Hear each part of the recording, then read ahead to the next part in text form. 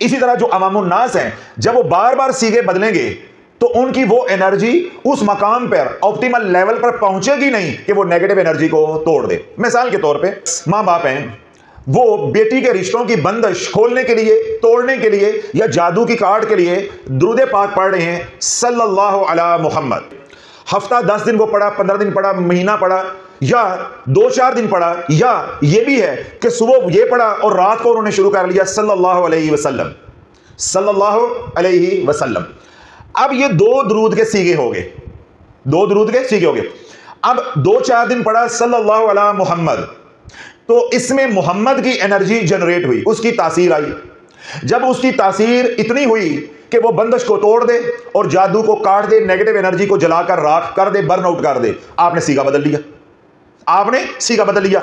अब आपने पढ़ना शुरू कर दिया सल्लल्लाहु अलैहि वसल्लम। अब इसके अंदर इसमें मोहम्मद है ही नहीं, तो जब इसमें मोहम्मद आपकी जुबान पे आएगा ही नहीं तो एनर्जी कहां से जनरेट होगी?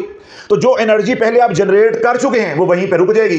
अब आपके सींग फंसे रहेंगे, जादूगर अपने अमाल करता रहेगा, अपनी नेगेटिव एनर्जी को बढ़ाता रहेगा। आप एनर्जी तो बहुत जनरेट कर रहे हैं लेकिन एक नहीं है, एक नहीं है। कभी कोई सीगा है, कभी कोई सीगा है, कभी कोई